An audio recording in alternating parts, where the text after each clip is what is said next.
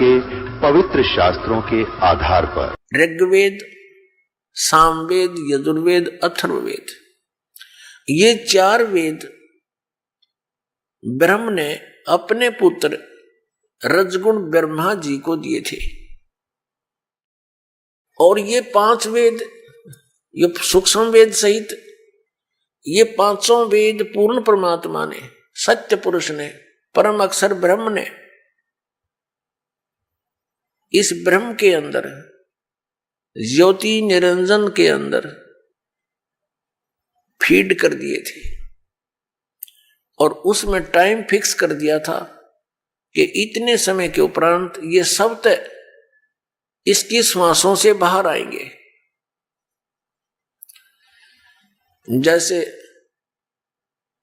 कोई मादा है, गाय भैंस है, वो नए दूध होती है, गर्भ धारण करती है, समय आने पर बच्चा ऑटोमेटिकली बाहर आ जाता है।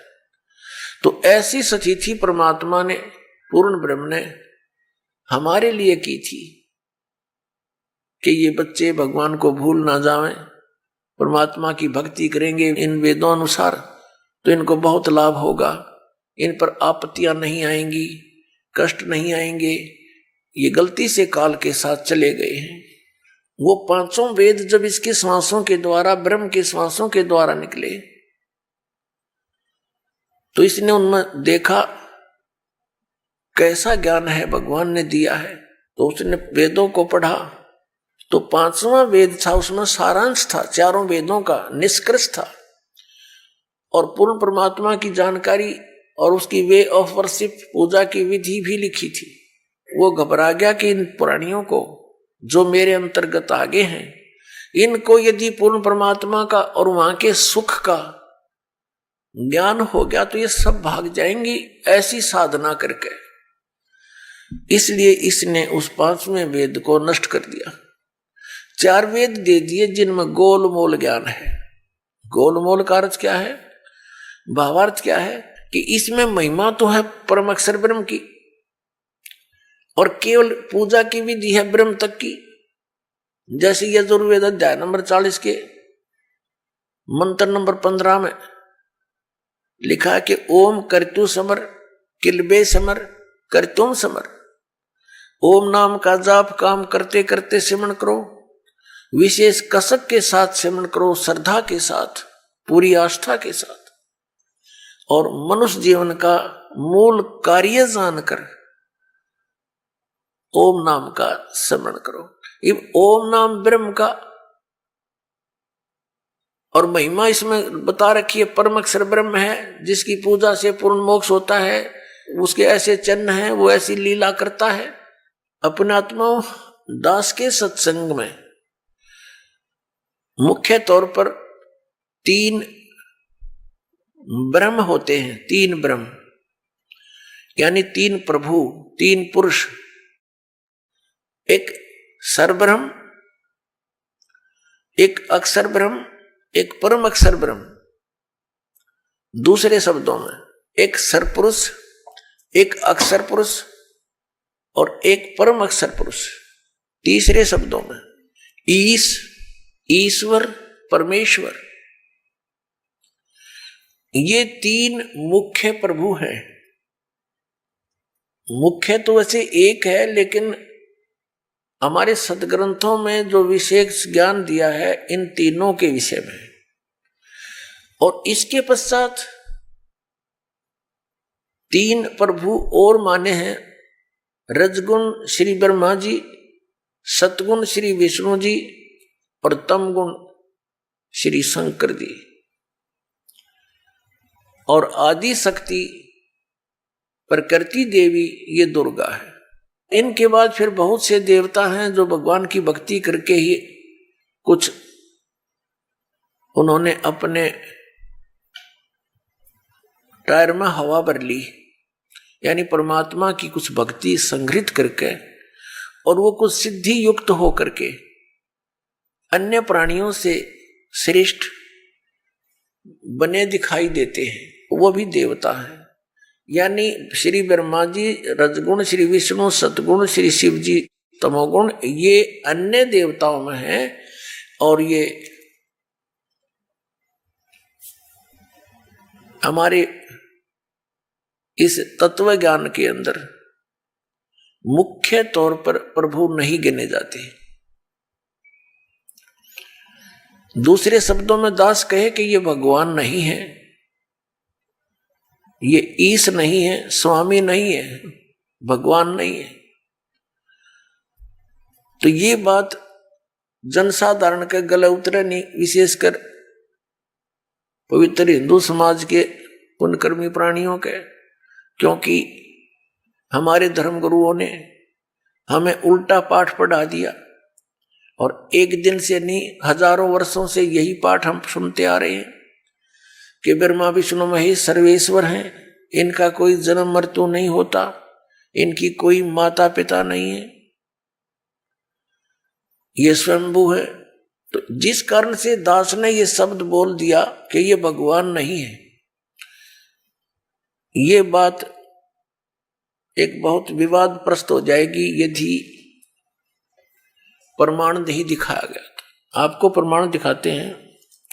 एक समय इस शिवपुराण के अंदर लिखा है, पवित्र शिवपुराण के अंदर, कि श्री ब्रह्मा जी रजगुण और श्री विष्णु जी सतगुण का आपस में विवाद हो गया, झगड़ा हो गया। ब्रह्मा जी कहते हैं कि मैं सबका उत्पत्ति करता हूं, विष्णु तो मेरा पुत्र है। विष्णु जी कहते हैं तू मेरी नाभि कमल से उत्पन्न हुआ है, तू मेरा पुत्र है। वो कहता मैं तेरा बाप, वो कहता मैं तेरा बाप। दोनों का युद्ध हो गया। उस युद्ध की शांति के लिए निष्काल भगवान ने, जो इनका पिता है, जिसको ये सदाशिव कहते हैं पौराणिक, और ये हिंदू धर्म के गुरु जी, उस सदाशिव ने इनके बीच में एक स्तंभ खड़ा कर दिया, तेजों में पिलर, बहुत लंबा चौड़ा लिंग स्तंभ। तो ये लड़ना तो भूल गए, उसके और छोर को खोजने में लग गए। जब दोनों असफल रहे तो फिर वो सदाशिव, जो इनका पिता है ब्रह्मा जी विष्णु जी शिव जी का, वो शिव रूप धारण करके वहां खड़ा हो गया। फिर उनको ज्ञान बताने लगा, कहने लगा कि तुम अपने आप को भगवान मान बैठे, तुम भगवान नहीं हो, यू आर नॉट गॉड। अपना आत्मा दास कहे तो विदग्ध इनके इतिहास बताते हैं तो आपको स्वीकार्य होगा। ये देखिए, ये है श्री शिव महापुराण हिंदी टीका सहित भाग 1। श्री शिव महापुराण विद्या अवरिधि पंडित ज्वाला प्रसाद जी मिश्र कृत हिंदी टीका सहित, खेमराज श्री कृष्णदास प्रकाशन मुंबई, इतने ये यहां से प्रकाशित है। हम इसके ये देखिएगा, इसके पृष्ठ नंबर 11 से हम शुरू करेंगे। ये है विद्वेश्वर संहिता भाग 1 छठा अध्याय। नंदी केश्वर बोले, हे योगीधर, आगे एक समय विष्णु भगवान शेष सैया पर अपने गुरुड़ आदि पार्षदों से संयुक्त लक्ष्मी सहित शयन करते थे। उस समय ब्रह्म ज्ञानियों में श्रेष्ठ ब्रह्मा जी, अब यहाँ के ही से ब्रह्म ज्ञानी है, देखियो, अपनी इच्छा से ही वहां आए। सब प्रकार सुंदर सेज पर शयन करते हुए कमल लोचन विष्णु जी से पूछने लगे, तुम कौन हो जो मुझे देखकर अभिमानी पुरुष के समान शयन करते हो? हे वत्स, हे बेटा। ब्रह्मा जी कह रहे हैं विष्णु जी को, हे वत्स, हे बेटा, उठो, देखो मैं तुम्हारा स्वामी आया हूं, तेरा मालिक आया हूं। आए हुए गुरु को देखकर जो अभिमान करता है, उस द्रोही मूड का प्रायश्चित होना उचित है। यह सुनकर विष्णु जी के अंतर में तो क्रोध हुआ, अंदर तो बड़ा गुस्सा आया, पर ऊपर तो शांत बने रहे, परंतु बाहर से शांत रहे और बोले, हे वत्स, हे बेटा, तुम्हारा मंगल हो, बैठो, इस आसन पर विराजमान हो। अब विष्णु जी कहे, उसने ब्रह्मा जी को कहा, जा बेटा बैठ जा। इस समय तुम्हारा नेत्र कुटिल और मुख वक्र यानी टेढ़ा क्यों हो रहा? गुस्से में हो रहा था ब्रह्मा जी। ब्रह्मा जी बोले, हे वत्स, हे बेटा विष्णु, तुमको समय के प्रभाव से अभिमान है। हे पुत्र, मैं तुम्हारा रक्षक और जगत का पिता मैं हूं। विष्णु जी बोले, यह तो सब जगत मुझ में स्थित है, तुम चोर के समान किस प्रकार अपना कहते हो? तुम मेरी नाभि कमल से उत्पन्न हुए हो, इससे मेरे पुत्र हो। मुझे पुत्र कहना सर्वथा व्यर्थ है। नंदीकेश्वर बोले, इस प्रकार ब्रह्मा विष्णु दोनों ही रजोगुण से मुग्ध होकर विवाद करने लगे। मैं श्रेष्ठ हूं, मैं स्वामी हूं, ऐसा कहकर एक दूसरे को मारने की इच्छा से युद्ध करने में उत्सुक हुए। अब देखो, संपूर्ण देवता विमान में बैठकर वो तो लठ बजाने तैयार हो रहे हैं, और हमारे देवता फिर क्या क्रिया करते हैं?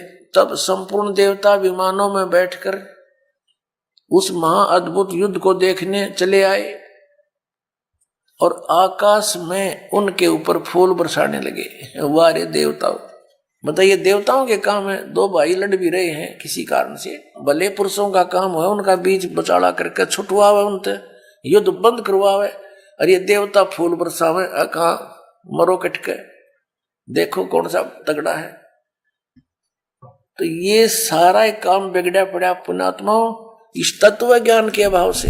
अब हम उस प्रसंग पर आते हैं कि जिसके अंदर ये कहा गया है इसी पवित्र पुराण में कि ब्रह्मा और विष्णु तुम भगवान नहीं हो, यू आर नॉट गॉड। देखिए, अब हम आगे हैं 17 पृष्ठ पे,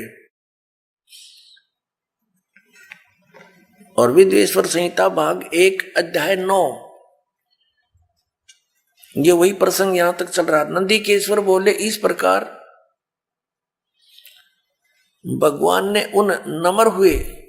अब क्या हुआ कि उन दोनों के बीच में, अभी आपको बताया था, उन दोनों ब्रह्मा और विष्णु जो लड़ रहे थे उनके बीच में एक पिलर खड़ा कर दिया, तेजों में लिंग बहुत लंबा चौड़ा, जिसका कोई और छोर उन दोनों को नहीं मिला। और फिर ये स्वयं प्रकट हो गया। कौन? इनका पिता, ये सदाशिव बोलते हैं इसको, ये काल ब्रह्म, जिसने गीता का ज्ञान दिया। अब यहां देखिए, हम तो आपको दिखाया था, फिर देखिए ये पृष्ठ 17 पे विद्वेश्वर संहिता भाग 1 अध्याय 9 पर नंदीकेश्वर बोले, इस प्रकार भगवान ने उन नम्र हुए ब्रह्मा और विष्णु पर अनुग्रह करके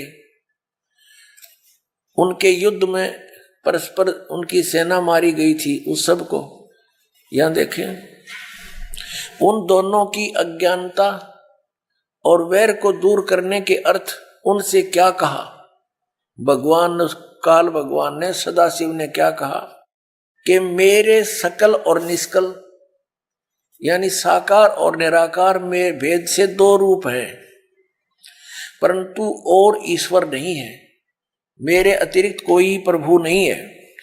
इस कारण उनके 2 रूप नहीं हो सकते, पहला सतम रूप और दूसरा पीछे मूर्तिमान रूप धारण किया।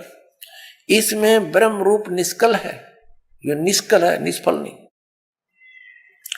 और ईश्वर रूप सगुण है। मेरे ये दोनों रूप सिद्ध हैं, दूसरे किसी के नहीं हो सकते। इस कारण तुम दोनों को अथवा दूसरों को ईश्वर तव की प्राप्ति नहीं हो सकती। तुमने जो अज्ञान से अपने को ईश माना, तुमने अज्ञान से अपने को ईश यानी भगवान माना, यह बड़ा अद्भुत हुआ। उसके दूर करने को ही मैं रण स्थान में आया। अब तुम दोनों अभिमान त्याग कर मुझ ईश्वर में अपनी बुद्धि लगाओ। मेरे प्रसाद से लोक में सब अर्थ प्रकाश होते हैं। मैं ही परब्रह्म हूं। अब ये काल बोल रहा है, अब यहां विचलित कर रहा है इनको। मैं ही परब्रह्म हूं, मेरा ही कल अकल रूप है। ब्रह्म होने से मैं ईश्वर हूं। अनुग्रह आदि मेरा कर्तव्य है। सर्वव्यापी होने से और जगत के वर्धक होने से मैं ब्रह्म हूं। हे ब्रह्म केशव, समतव और व्यापक होने से मैं आत्मा हूं। मैं इस सब का ईश हूं। यह मेरा है, मेरे सिवाय किसी दूसरे का नहीं है। प्रथम तो ब्रह्म तो ज्ञान के निमित्त निष्कल ब्रह्म का प्रादुर्भाव हुआ। 18वें पृष्ठ पर चलते हैं। इससे मैं अज्ञात रूप हूं, पीछे तुम्हें प्रगट दर्शन देने के निमित्त साक्षात ईश्वर तत्क्षण ही मैं सगुण रूप हुआ हूं। अब यहां ये क्या कह रहा है? श्री सदाशिव ब्रह्मा विष्णु महेश का पिता, ब्रह्मा विष्णु महेश का पिता ये सदाशिव यहां क्या कह रहा है? ये कह रहा है कि पहले तो ब्रह्म रूप हुआ वो स्तंभ, वो तो समझो मेरा निष्कल रूप है, निर्गुण रूप है मेरा। ये स्तंभ आया पिलर, और ईब में निर्गुण से सगुण हो गया, तुम्हारे सामने आया। अब देखो हम अपने उस प्रसंग पर आते हैं। हमने ये देखना है कि ब्रह्मा और विष्णु और ये शिव ये भगवान नहीं है, ये प्रभु नहीं है। ये प्रसंग था। यदि ये दास वैसे सिंपल कहकर छोड़ देता तो बहुत विरोध मान लेते भक्तजन, क्योंकि उन्होंने कोरा अज्ञान सुना हुआ है, ज्ञान नहीं सुना, सदग्रंथों का उनको ज्ञान नहीं। इसलिए सदग्रंथों को रूप करना अनिवार्य हो गया है। अब आगे ये क्या कहता है देखिएगा। ये पृष्ठ नंबर 18 अध्याय 10 चल रहा है, पृष्ठ नंबर 18 पे। और शिवपुराण वेदवेश्वर संहिता भाग 1 10वां अध्याय हम यहां पढ़ते पढ़ते आगे। 9वां अध्याय यहां समाप्त हो गया। जो हमने यहां पढ़ लिया, इससे मैं अज्ञात रूप हूं, पीछे तुम्हें प्रगट देने के लिए निमित्त साक्षात ईश्वर तत्क्षण ही मैं सगुण रूप हुआ हूं। अब यहां नीचे आ जाएंगे इसके। इति श्री शिव महापुराणे विद्वेश्वर संहिता भाषा टीकायाम 9वां अध्याय, ये 9वां अध्याय इति हो गया, समाप्त हुआ। अब 10वां शुरू हो गया, ये 10वां। अब हम यहां 10वें में पढ़ रहे हैं नीचे। हे पुत्रो, ब्रह्मा और विष्णु को इनका पिता वो सदाशिव काल कह रहा, हे पुत्रो, यह कृत आपने तप से प्राप्त किया है, जो कि सृष्टि की उत्पत्ति और पालन कहता है, सो मैंने प्रसन्न होकर तुम्हें दिया है। इसी प्रकार दूसरे दो कृत रुद्र और महेश्वर को प्रदान किए हैं। अब देखो, जो दास सिद्ध करना चाहता है, एक तो ब्रह्मा और विष्णु और फिर रुद्र और महेश्वर, ये 4, इनसे 5वां है यू सदाशिव, जो ब्रह्मा विष्णु महेश जी के पिताजी हैं। और इनकी माता कौन है? वो दुर्गा है। वो भी दिखाएंगे आपको सदग्रंथ में, देवी पुराण के अंदर दिखाएंगे। अब यहां देखिएगा, यहां स्पष्ट हो गया कि ऊपर तो इन दोनों के विषय में बोला है, पुत्रो यह कृत आपने तब से प्राप्त किया है, जो कि सृष्टि उत्पत्ति और पालन कहता है। इन दोनों का ये जॉब है। मैंने प्रसन्न होकर तुम्हें दिया। देखो, हींग लगी ना फटकड़ी इसकी।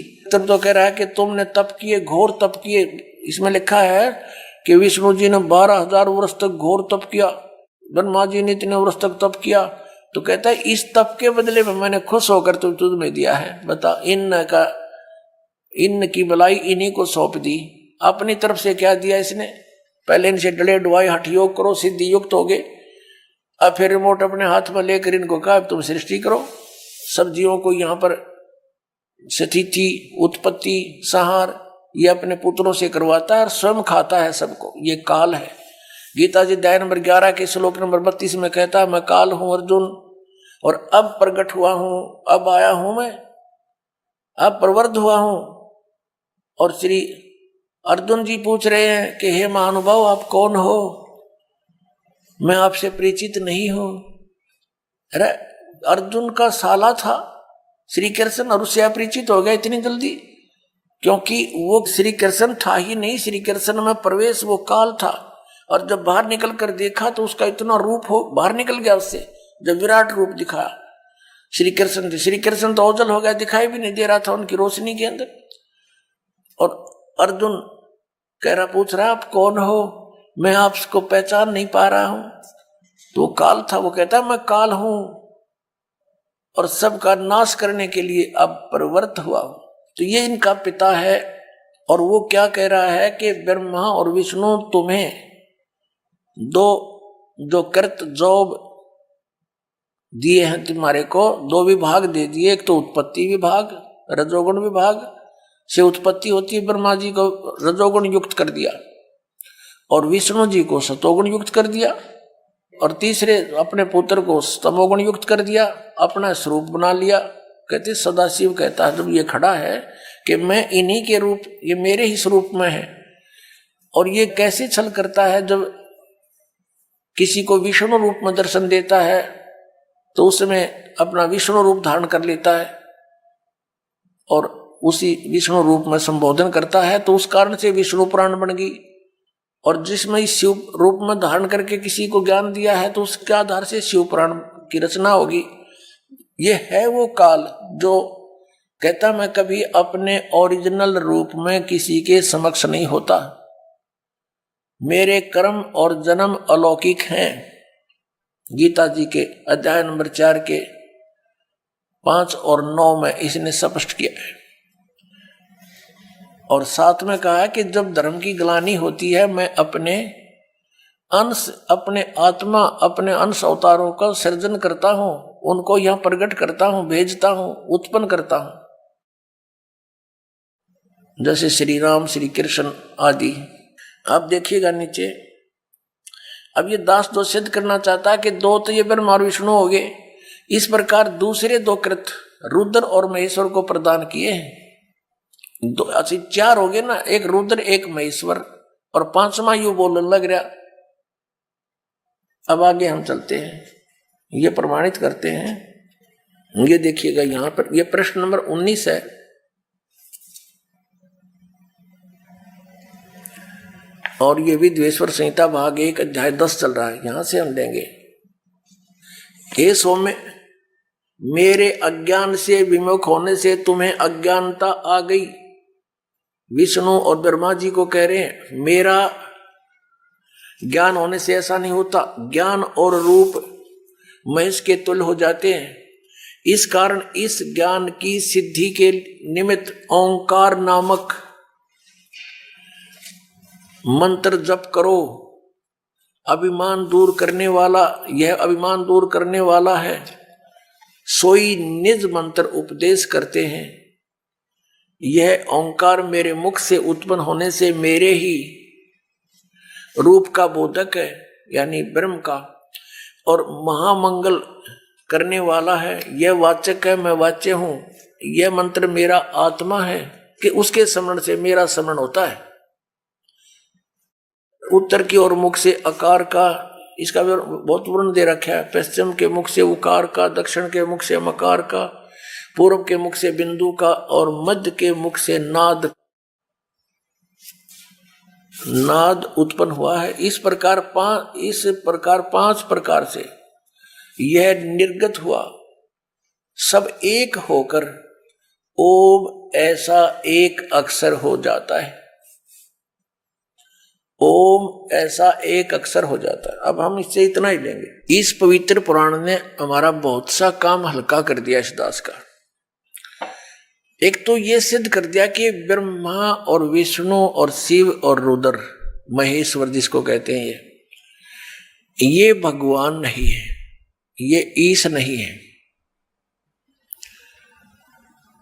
इसलिए दास कहता है कि तीन मुख्य रूप में दास के प्रवचनों में ये ब्रह्म समझो। एक सरब्रह्म, एक अक्षर ब्रह्म और तीसरा परम अक्षर ब्रह्म। तो इन तीन प्रभुओं का ज्ञान जब हमें होगा तो हम पूरे दातम ज्ञान को आसानी से समझ सकेंगे। ये ज्ञान हमें होगा कहां से? हमारे सदग्रंथों से। हमारे सदग्रंथ कौन से हैं? जैसा आपको अभी बताया, हमारे सदग्रंथ हैं, सदशास्त्र हैं, पवित्र पांचों वेद, ऋग्वेद, सामवेद, अथर्ववेद और यजुर्वेद, और पांचवा वेद सूक्ष्म वेद जो परमात्मा स्वयं आकर ज्ञान देता है। और ये हिंदू धर्म के गुरुजी बताते हैं पांचवा वेद महाभारत है। पांचवा वेद महाभारत, ये इनकी अपनी सोच है। ये पांचवा वेद महाभारत नहीं है। वैसे तो कितने वेद बना लो, ज्ञान अपने मर्जी से, जैसे बोध माने ज्ञान ही होता है। 18 बोध 18 ज्ञान ये पुराण है। 18 बोध अलग हैं और उनमें से एक बोध पुराण है, और पुराणा के फिर 18 विभाग हो गए। इस प्रकार हमने इस तत्व ज्ञान को समझना है। प्रसंग आज चला है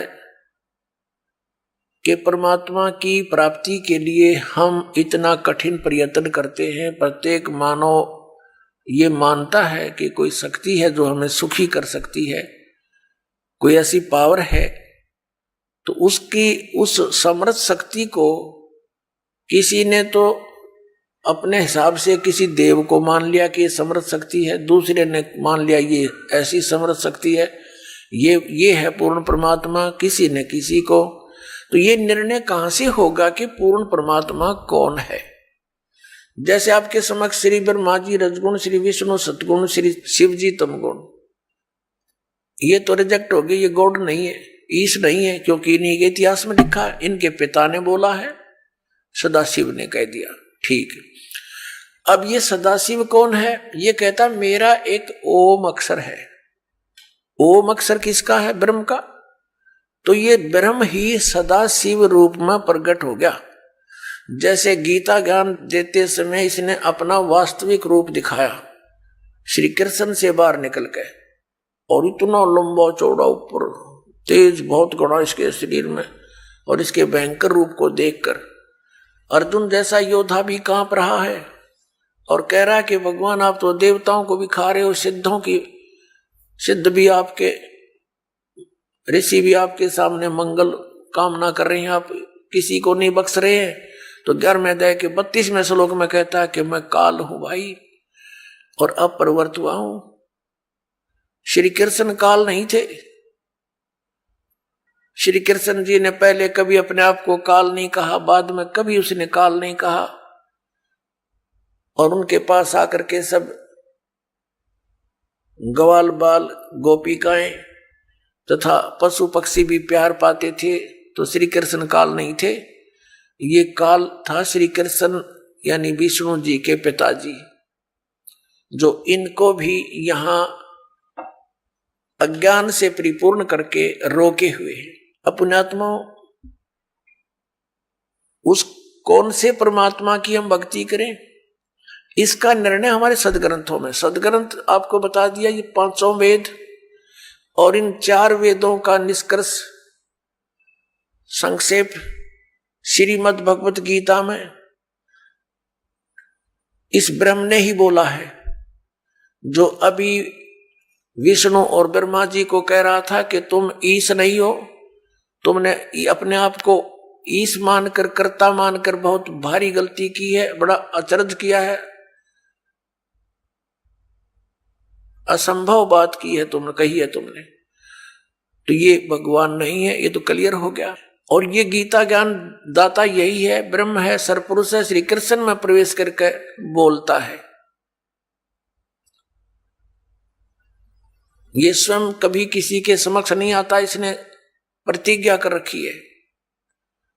श्रीमद् भगवत गीता अध्याय नंबर 7 के श्लोक 24 और 25 में यही गीता ज्ञान दाता, ये ब्रह्म, ये काल, सदाशिव जिसको कहते हैं, ये कहता कि मैं कभी किसी के समक्ष अपने वास्तविक रूप में नहीं आता। मुझ अव्यक्त को यह व्यक्तिम आपनम मनन्ते, ये बेबुद्धि के लोग, मंदबुद्धि के व्यक्ति मुझे श्री कृष्ण मान रहे होंगे व्यक्ति रूप में प्रकट। आई एम नॉट कृष्ण, मैं अपनी योग माया से छुपा रहता हूं, मैं कभी किसी के समक्ष नहीं आता। ये मेरा अनुत्तम एक नियम है, घटिया नियम है और अविनाशी अटल नियम है कि मैं कभी अपने वास्तविक रूप में, जो ये मेरा रूप है, असली मैं काल हूं, मैं किसी के समक्ष नहीं आता। तो ये कहता है कि मुझे ये कृष्ण मान रहे हैं, मैं कृष्ण नहीं, मैं गुप्त अपने कार्य जो करता हूं, मेरे कर्म और जन्म अलौकिक हैं। श्रीमद् भगवत गीता अध्याय नंबर 4 के श्लोक नंबर 5 और 9 में इसने स्पष्ट किया है। इसके जन्म और कर्म अलौकिक कैसे हैं, ये अभी आने वाले समय में आपको बताएंगे। यहां प्रसंग चल रहा है कि 3 पुरुष हैं। अब साथ में एक कंसेप्ट और क्लियर करना पड़ेगा कि कौन से सदग्रंथ हैं जिनको हम प्रमाणिक माने। जैसे उपनिषद है, कोई कठो उपनिषद है, कोई मांडुक्य उपनिषद है। ये मांडुक्य नाम का एक ऋषि था, उसने जैसा वेदों को समझा और जो अपना भक्ति विधि अपनाई और उससे जो उसको अनुभव हुआ, उसने अपना अनुभव लिख दिया। वो उस मांडुक्य ऋषि का अपना अनुभव है। उस उपनिषद में जितना भी ज्ञान वेद और गीता से मिलता है तो वो वेद और गीता का है, बाकी का उस मांडुक्य के अपने घर का है, वो हमें मान्य नहीं है, जो वेद विरुद्ध है। ऐसे ही अन्य उपनिषद समझे आप। तो ये ऋषि कृत है और ये वेद और गीता ये परमात्मा कृत है, प्रभु कृत है। गीता जी के अंदर थोड़ी सी भिन्नता है। जैसे जो ज्ञान वेदों वाला है वो सही है, कुछ ज्ञान में इसने अपनी अटकल लगाई है ब्रह्म ने। जो वेदों में ज्ञान दिया वो तो पूर्ण परमात्मा ने दिया है, इसके अंदर फीड कर दिया, इसका उसमें कोई रोल नहीं रहा। लेकिन आगे इसने ज्ञान दिया है तो ये बीच में इसका ये कहा जाता है कि ब्रह्म दत्त, ये ब्रह्म ने दिया ज्ञान। जैसे ये जीव है, ये है तो भगवान का, और जिस मां से जन्म ले लिया तो वो फिर उसका अधिकार मानती है कि मेरा है, ऐसा समझ लीजिए। और फिर उसी का ही कहा जाता है, बोला जाता है व्यवहार में। तो ऐसे ही चारों वेद पूर्ण परमात्मा ने दिए थे, इसके अंदर फीड कर दिए थे अंतःकरण में ब्रह्म के, सरपुरुष के। इस सरपुरुष ने, ब्रह्म ने अपने श्वासों के द्वारा इसको बाहर निकाला। अपने आप निकल के समय आने पर समुद्र के अंदर फिर इसने बाद में चारों को छुपा दिया था, जो बाद में सागर मंथन करने पर ब्रह्मा जी को प्राप्त हुए। एक इसने नष्ट कर दिया, 5वां वेद, जो जिसके देने के लिए परमात्मा को स्वयं आना पड़ता है। प्रत्येक युग में आते हैं और वो सच्चिदानंद घन ब्रह्म की वाणी वो स्वयं बोलकर हमें ज्ञान देकर जाते हैं, हमारा कल्याण करवाते हैं। तो उस वेद ज्ञान को इसने भी पढ़ा, उसके आधार से फिर इसने गीता में वेदों वाला ज्ञान दिया। फिर साथ में युद्ध कराने के लिए इसने कुछ अपनी अटकल लाई, तो वो अटकल इसके अपने घर की है, वो वेद ज्ञान नहीं है। जैसे इसने श्रीमद् भगवत गीता अध्याय नंबर 3 के श्लोक नंबर 8 में कहा कि अर्जुन, यदि तू एक स्थान पर बैठा रहेगा, कर्म सन्यासी हो गया, तो फिर तेरा निर्वाह कैसे होगा? एक स्थान पर बैठकर हठयोग करके साधना करता रहेगा। तो मूर्ख लोग होते हैं जो ऊपर से तो हठयोग करके समाधिस्थ नजर आते हैं, लेकिन वो अंदर में चिंतन कुछ और ही करते रहते। ऐसा करना व्यर्थ है। फिर छठे अध्याय के 10, 11, 12, 13, 14, 15 तक इसने क्या बताया है? फिर अपनी विधि बताई है। और वो वेद ज्ञान है जो तीसरे अध्याय के 7, 8 मंत्र में दिया है। वो तो वेद ज्ञान कि यदि तू एक स्थान पर बैठकर हठ योग करता रहेगा तो तेरा फिर निर्वाह कैसे होगा? इस कर्म सन्यासी नहीं होना, कर्म योगी बन। फिर 8वें अध्याय के 7वें श्लोक में कहा कि युद्ध भी कर, मेरा समन भी कर। ये वेद ज्ञान है। फिर इसने छठे अध्याय के 10 से लेकर 15 तक जो ज्ञान दिया है उसमें इसके अपने घर का है मूर्ख बनाने के लिए। क्या बताता है? एक स्थान पर, अलग स्थान पर बैठ जा, नीचे कुसा हो, डाब हो, ऊपर मृगशाला हो, उसके ऊपर एक सुंदर कपड़ा हो स्वच्छ, फिर वो ना ऊंचा हो ना नीचा हो, ऐसा आसन हो, उस पर बैठकर अपने नाक के अग्रभाग पर ध्यान लगा और मन और इंद्रियों को रोक। ये इसके घर का ज्ञान है। वहां तो कह रहा है वो वेद ज्ञान है कि तू एक स्थान पर बैठा रहेगा, तू हठयोग करता रहेगा, तेरा निर्वाह कैसे चलेगा? और यहां ये अटकलबाजी अपनी बता रहा है।